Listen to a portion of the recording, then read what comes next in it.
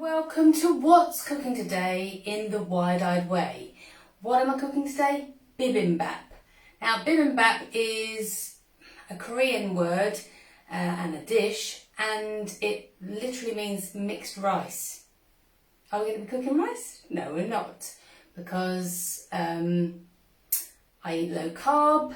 I'm trying to show you that low carb doesn't mean hungry and it doesn't mean flavourless.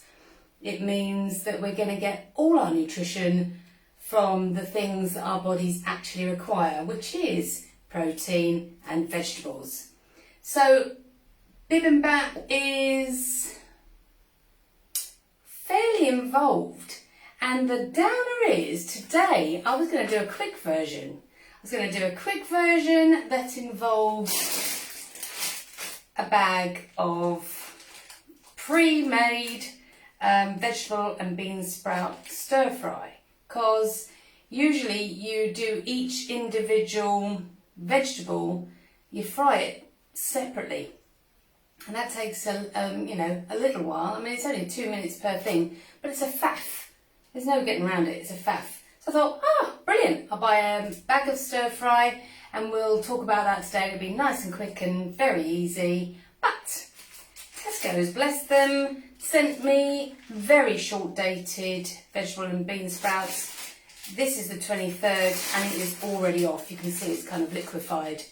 I'm not eating it. Luckily, I had all the ingredients in the house. I popped into Woodbridge today and bought some fresh bean sprouts. So I'm going to have to prepare it all from scratch. But if you want to do it fast, buy a bag of this, fry it up quickly, and the vegetable side of things is done and dusted.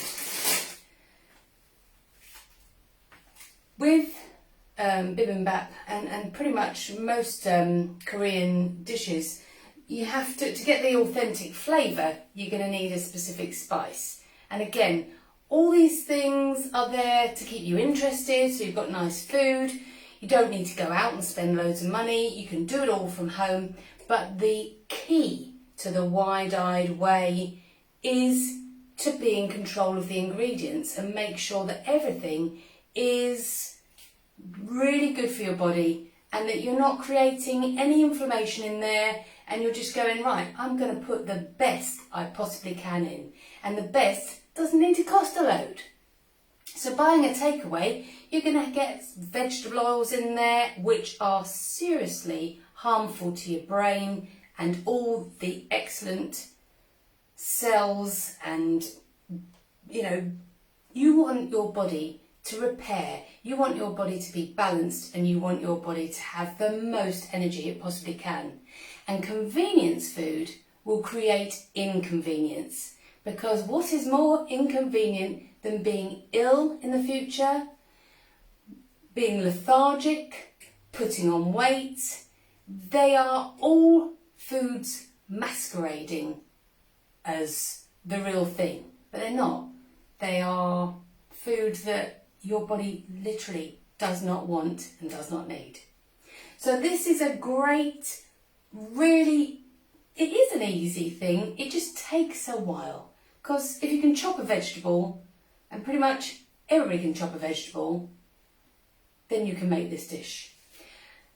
Normally I'd make it with pork belly, but the last time I ate it with pork belly, unfortunately, it was super chewy. Nobody wants super chewy food. And I'm just thinking, you can't control the texture of pork belly. You can't control that particular cut is going to be, really nice. I think pork belly's better cooked low and slow. And so the next best thing is chicken thigh. And you see, I've already cooked it. I marinated it from this morning to now, so I think it's marinated for about 8 hours. I'd normally do it the night before, but I forgot to get the chicken thighs out of the freezer. So I defrosted those overnight, and then I marinated them this morning in the gochugaru paste. And basically that's the stuff that makes it taste like bibimbap. And you will need gochugaru powder. This is Korean red pepper. You cannot substitute it with a different type of chilli.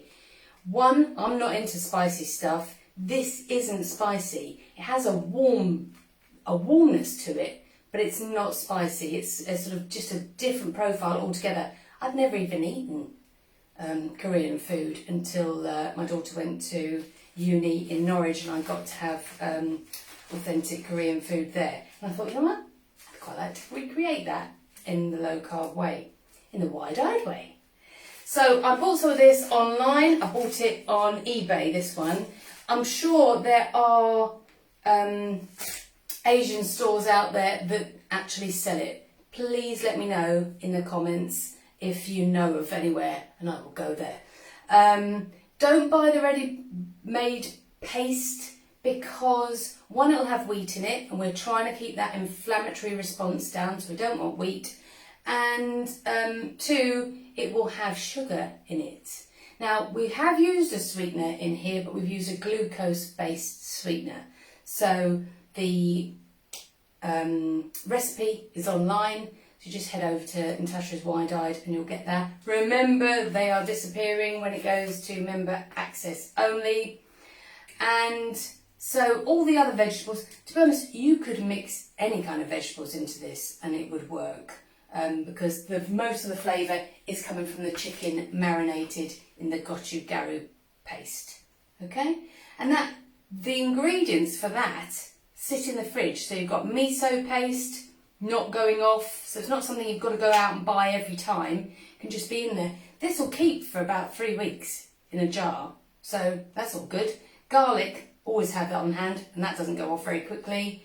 So it's miso, tamari or gluten-free soy sauce, the gochugaru red pepper, garlic, and the rice malt syrup, and that's the glucose-based syrup that we're going to use, the sweetener.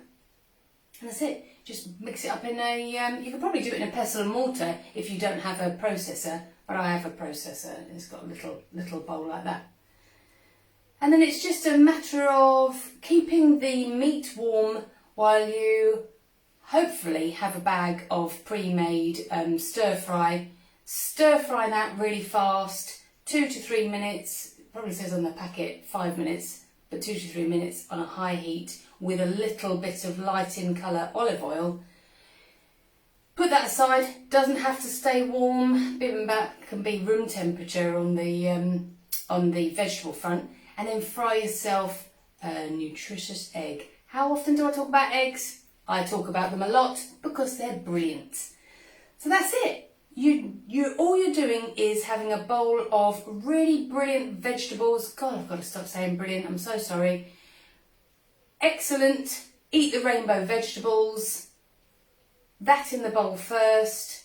Then your meat topped with an egg, and then you mix it all up.